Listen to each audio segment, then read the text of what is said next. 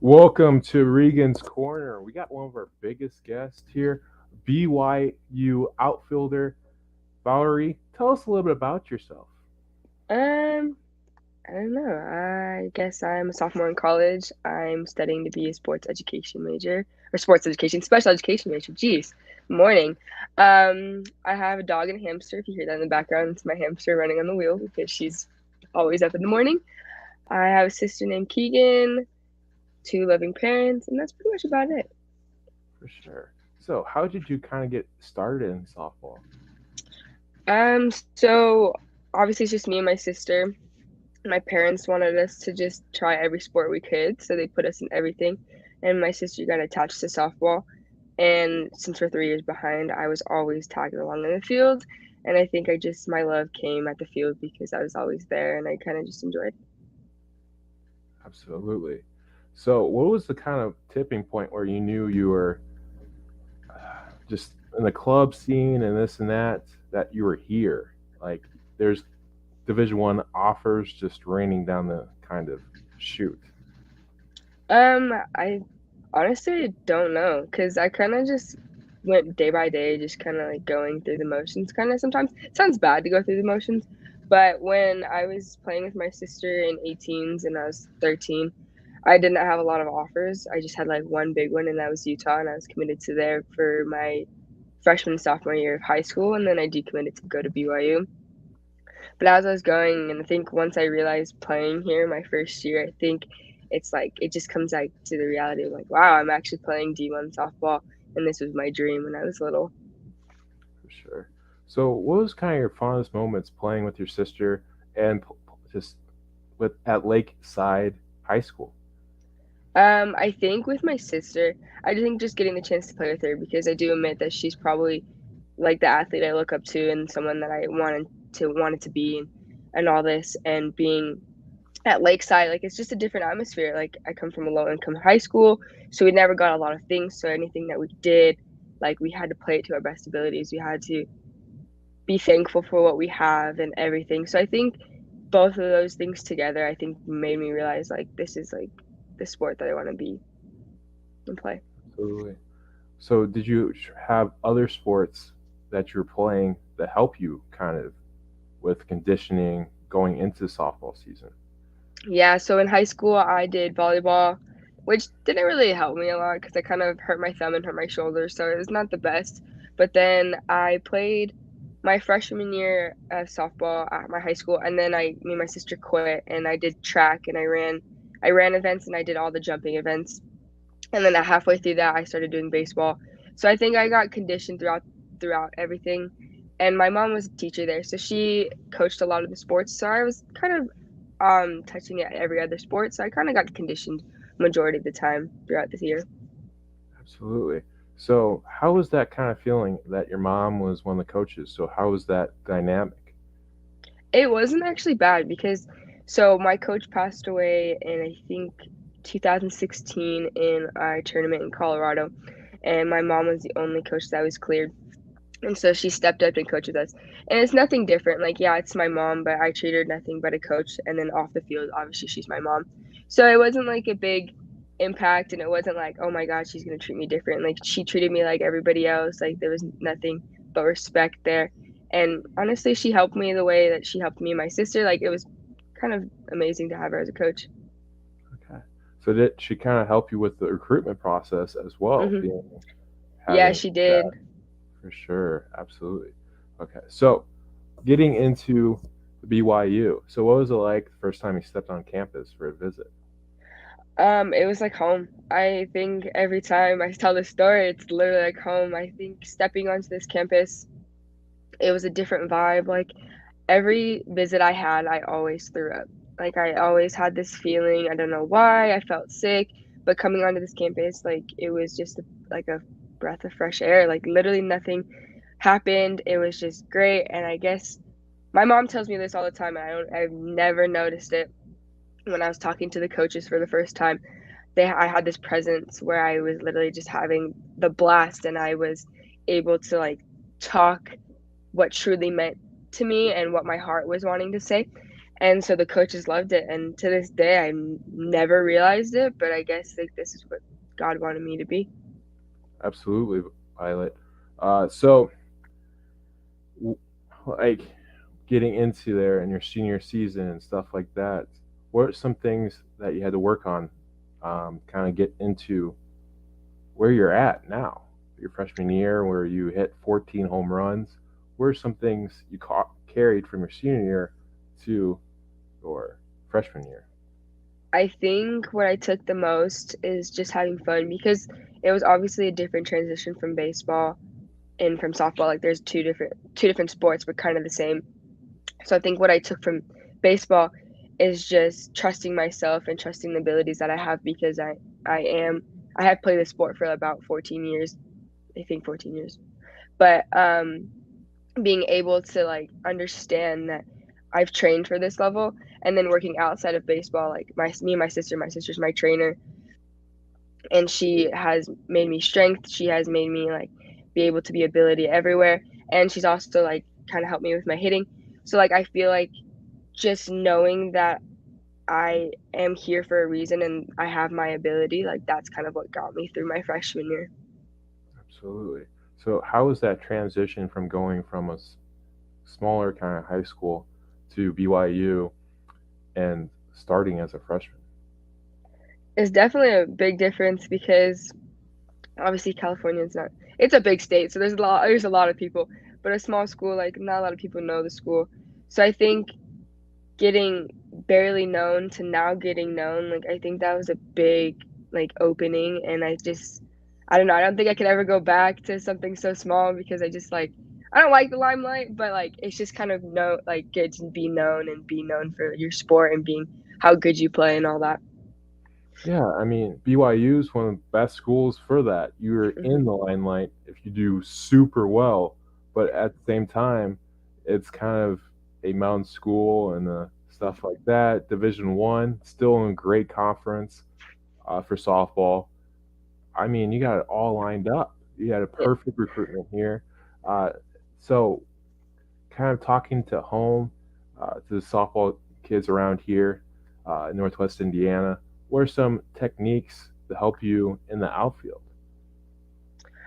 Personally, I think obviously always know your surroundings. I always check behind me because if your eyes know before your body knows, it's going to help you more. And that's what I've learned from one of my coaches back home. And I do think have a good drop step. Make sure your shoulders are wherever you want to throw because that's always important. If you don't have a strong arm, your shoulders are going to help you no matter what. Definitely use your spine. Your spine is everything for you. But honestly, I say trust yourself because if you think you can be a great outfielder, you're going to be a great outfielder. Like that's just how it is. But I do think just have fun too because I feel like a lot of people kind of take away from the fun of the sport and just focus on everything on the sport and what it needs. But no matter what, like you're playing the sport, a lot of people can't play. And I do think like being an outfielder, you're with two people on the opposite sides of the field and you have so much room with you.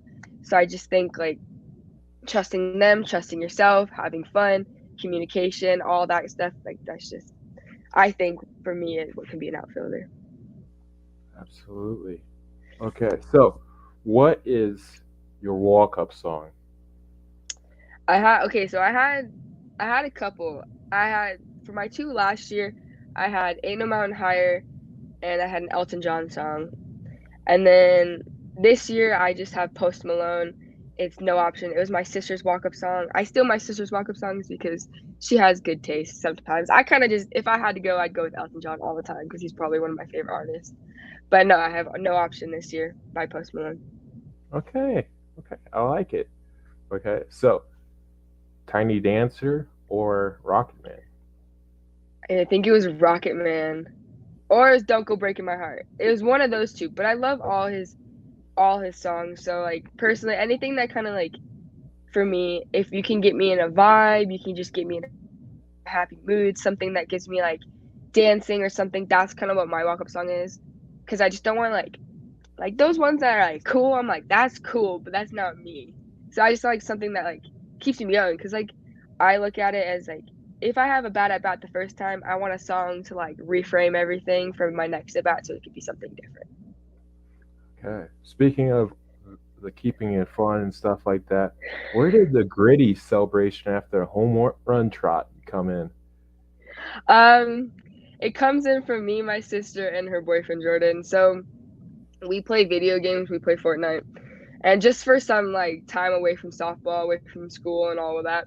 And so he one day was like, "Look at this new dance move," and he pulls out the gritty. And so he's like, "Now you got to do it," because last year was supposed to be the shmees, but I'm like, I can't do that midfield. I just kind of like odd. So I pulled it out, and so my sister goes, "Gritty or it didn't happen." So now I just kind of gritty, and it kind of just takes away. But yeah, it comes back for me, my sister, and Jordan. It's kind of just the trio, like the bond that we have, like comes from the gritty, I think. For sure. Absolutely. Okay, there's been a lot of gritties lately, Yeah, 100%. for sure. So, 100, what was the moment like? We're going to fast forward a little bit. Okay. What was the moment like when you got your 100th hit as a sophomore? Honestly, I honestly like kind of didn't realize it in the moment. I didn't think it was gonna be a home run either. But I think for me, I I'm kind of the person that doesn't really care about stats, but like I wanted to do it for my family because they're my number one supporters, and my sister can't play softball anymore. So, but like hitting it, I'm like, wow, I hit 100. Like it's only like beginning of my sophomore year. Now I just want to hit 200. I feel like it kind of just sets you up. Once I hit 200, I think that's gonna be a different like feeling because it's like it's 200. Like it's nothing that you can't really like get just within like 2 years. You gotta like do it within the four. For sure. Absolutely. But wait, you're on tear. Uh, maybe mid-season next year. I'm Yeah, hoping. I'm hoping. for sure. Absolutely. But you're a five-tool player. Okay. Talk about only having two errors in two seasons. Okay. What's behind that success in the outfield? I think just like the confidence that I have, and I do think that it comes a great deal comes from the coaches. I know that they have a lot of confidence in me and trust in me. So I think coming from that, and I do know too, like I put all my trust in my pitchers, and I know they trust me as well. So I think it all comes back to everyone trusting each other, and I think just I don't know believing in myself to do it because at the end of the day, you make errors. The game is all about failure, and it's just like the fact that if you can take it and toss it behind you and throw it away and look forward to the next play, I think that's what kind of benefited me because like after I made one, I was like a little down, but I was like, no, you know what? It doesn't matter. I'm gonna hit something in. I'm gonna catch this next ball. It kind of just like reframes the fact that like the trust, the confidence, all that is there. So yeah. Absolutely. Absolutely. Okay. So the mind game in softball. Can you kind of talk to the viewers a little bit about that? Because it's one of the most baseball, softball mind games there is in Oh sports. yeah. Yeah, I think the mind games definitely like the games are as I said, it's all about failure and it kind of sucks to be all about failure, but I think the mind game is definitely tricky. I do think like you have to take time for yourself outside of the sport because the sport has a lot on your mind and all the mental game and stuff. But I think as time goes on and as you grow in the sport and as you learn this sport, your mind definitely grows a little stronger. It does kind of suck in the beginning because you're always dwelling on the bads, and I think you need to look at the goods more.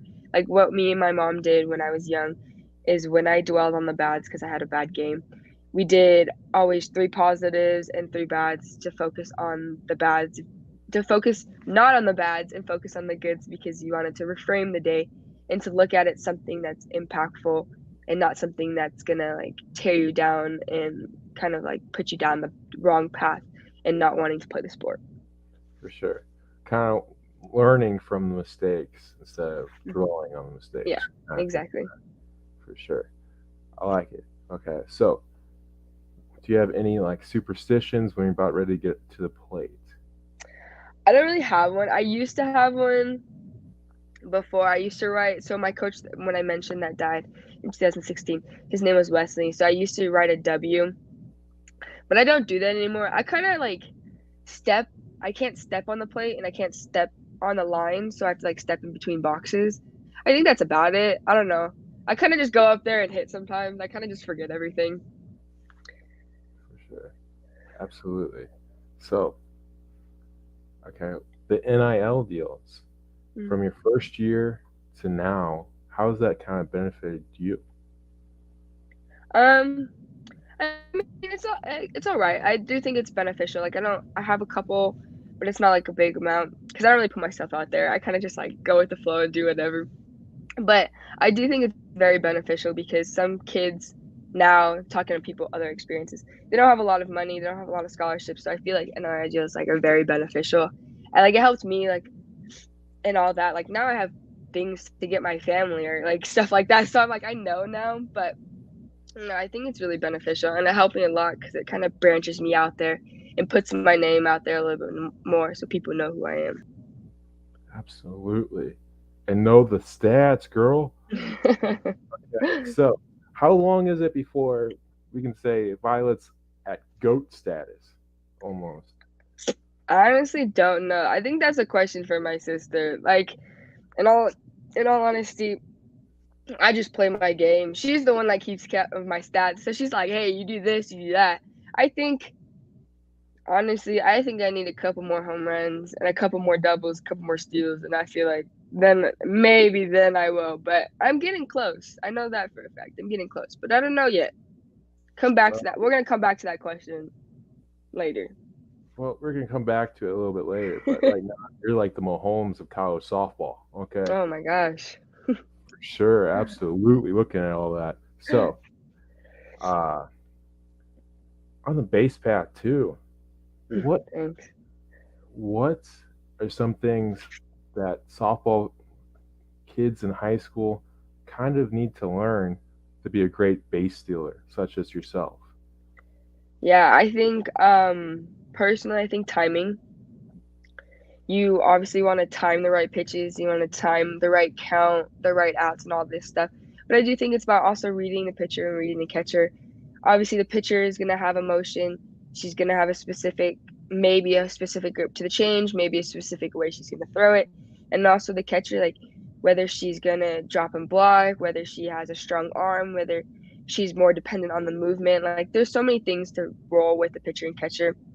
But it's also about first step after the first step, whether you are like where you are on the plate, how far you take a lead off, is all kind of like prepping towards it. So like if you say your first one, you take a good lead, you read everything, read how the catcher looks at you, read how the pitcher looks at you. And then after that you kind of have to like go based on it. Obviously me and Coach Eakin and Coach Todd, because he's been coaching at third, we're kind of usually on the same page about stealing and all that. But I do think it just comes down to all. I feel like every answer I'm saying is always trust yourself because it always is trust yourself because your body always knows what's right. But I do think first step always matters. Timing the pitcher is a really big key. But I also think reading too because sometimes you could read counts where they're perfectly gonna pitch it and you're gonna be safe automatically, or sometimes if you could read the count and you read the step right, you're automatically safe. Like it's just little things that I think you can look at that's gonna help benefit you. Absolutely. So, let's see here. Okay, so getting into your sophomore year and stuff like that, what did you take from your freshman year to this year and keep the kind of so far in this year the success that you felt last year rolling? I think the two biggest keys, obviously, I think all the time is have fun, but I think just be true to myself because everyone talks about the sophomore slump. It's always gonna happen. That's always gonna be, and I had a little bit of it in the beginning, but I think I reframed it into showing that like I'm here for a reason. Obviously, God put me here for a reason. God trusts me for this with this athleticism. But I think at the end of the day, I'm here to do one. I'm gonna have fun no matter what, and kind of just take it. I do think the one biggest thing that I think I changed a little bit. Obviously, there's freshmen coming in, so I wanted to make their season so much better than mine because I obviously had a really good season. So I think just being a teammate for them and being that like support that they need. I think that's the little thing that I added to my sophomore season that I took from my freshman season since I was a freshman. Absolutely. Let's kind of talk about the Iowa State series. Okay. So, what are kind of your thoughts going against Iowa State, Big 12 school, um, and just dominating? Iowa State, like obviously they're going to be in our future conference and all this. And I just wanted to go out there and kind of just like not show who I am, but like still leave a mark so they know like who I am in the future. Obviously, it didn't really happen in the first game. Had a couple strikeouts and not my best, but I think reframing it and doing better in the next two games and kind of like being who I truly was, I think that's kind of what I was looking for. But I think it was a good thing to see them and sweep them because it's kind of like I do think people look over us and kind of like, oh, it's just BYU, like kind of just like all big teams are like, oh, it doesn't matter, like it's just an average game, but they don't know that we come out swinging, we come out pitching, we come out throwing, like no matter what, like we're always going to be a tough competition. So I think knowing that I don't think they knew that we were going to come out swinging and come out strong, but I'm glad that we swept them and that they knew that we're a swinging team and we dominated it. And now everyone knows that we shouldn't be a team that should be looked over. Like it's a team that's going to be a hard team to beat. For sure. So, who are you marking on your calendar in the conference kind of schedule coming up? I don't know. That's a hard one. I don't know. I think they're all big competitions. I mean, I'd love to see Baylor again. We played them and we swept them last year, so that was a good win and all that. Um, Maybe Texas Tech, Houston. I don't know. That's a good question. I honestly, all competitions a good competition. It kind of sucks that Oklahoma and Texas are gone, but I mean, we might see them World Series, might see them in regionals. So I'm like, I'm not afraid about that. But I don't know. I think Iowa State to see them again, see what happens. But at the end of the day, probably if I had to pick one, I'd probably say Baylor because Baylor was always a fun team to play. Like they were so nice and genuine. So yeah, probably them. Okay. Nice. Nice. Okay. For this year in the conference, in the West Coast Conference, who do you want the kind of who's the rival? Who's BYU's rival that you mark down every year? It's definitely LMU. So next week when we play LMU, it's always because it always comes down to us. It's always a good game. That game it's neck and neck. We're just two really good teams that come out to play all the time. So I definitely think it's LMU this year. Absolutely. Okay.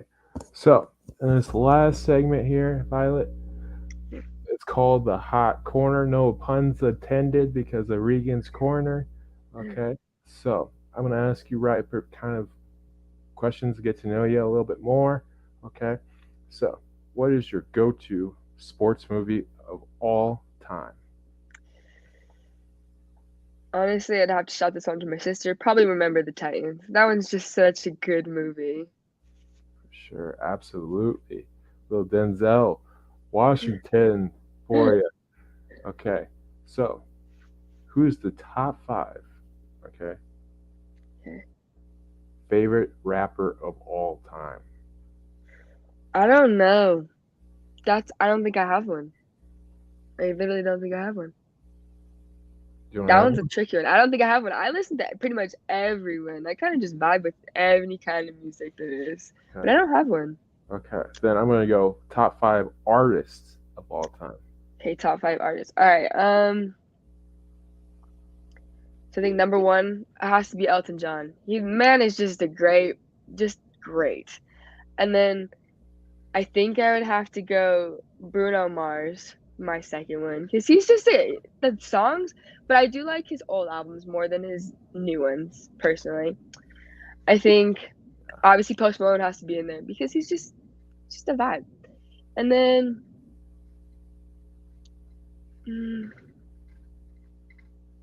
my second one would have to go. I think it's a tricky one. Doja Cat has some songs for just a little one. Got a little up there. But Right. then I'd have to go back to what I can't even think of a song. Um, I'm really into musicals right now, so I'm gonna have to put Hairspray. Just the music on that track. That's probably like my fifth one. I like everything about it. Kind of just like a little vibe. But those are my five. Okay, nice. What's the go-to meal? Ooh, waffles. 100% waffles. With strawberries and whipped cream on top. You can't beat that any day. That solves every problem. Okay. Okay. Nothing but waffles. You know what I'm saying? Nothing, just waffles. That's about it. Waffles. Just waffles. Okay. For sure. So, what is your all-time favorite movie? Because you just talked about waffles. So, I'm thinking Shrek's in the mix. Shrek is in the mix. I do love Shrek, but I don't know. I'm a movie person too, so I have a lot of movies. But I think, see, I have three. I've tied at three. Obviously, Shrek is a good one because it's just a genuine one. But I think close to that would be an old movie. I would do Top Gun's usually one of my favorite ones. We always watch that during Thanksgiving and Proposal. Those two are probably one of my close top ones. 100% on those. Nice. I mean, Top Gun, they're coming out with a new one. I know. I'm excited for that one. For sure. So, what is your favorite position out in the field? Definitely center. I love center. But like if we're just gonna play to have fun, like doesn't matter, game's not like if it's just like practice, first base is actually not that bad. I kinda just play it as like, oh, it's like whatever. But center field always has my heart. It's always gonna be my favorite position. But for a position that we just kinda have fun and do whatever, definitely first base, because it's kinda fun. Yeah, for sure. Okay, let's see here. Okay, what's your goals in the classroom and outside of the classroom in the next 3 years? I think in the classroom is just to make myself proud. I have a learning disability, and so school is very hard for me and like reading and all that. So I think for me it's just like I just want to pass college. Like I just want to get there, graduate with my degree, start my teaching, and start all that. So I think that's my goal. But my goal in life is probably to not change myself in the next 3 years because I know years can change you and people can change and things can do this and impact you. But I think for the next 3 years, I think my goal is just to be more myself, even though I am myself, but to just live the life that like God put me here for. Like there's nothing you can do about it. Like have fun. Like he put you for a reason. He trusts you. He wants you to live through him. Like that's just how it is. But yeah, Absolutely. So, what was it like playing for the USA? What was it like playing national, worldwide softball? it was great. It was a dream come true. Obviously, my little girl inside me was screaming every single day when I got to wear the letters on my chest. But I don't know. It was just so amazing to play with like players that are my age in college or freshmen in college or even high school. There's a junior on the team in high school. But it was just amazing because you got to play with people who were just as good as you and playing with the coaches and being with that staff and playing in Peru and in Colombia. Like it was just like a dream come true. Like I feel like there's no other words to describe it but a dream come true because it really was. Absolutely.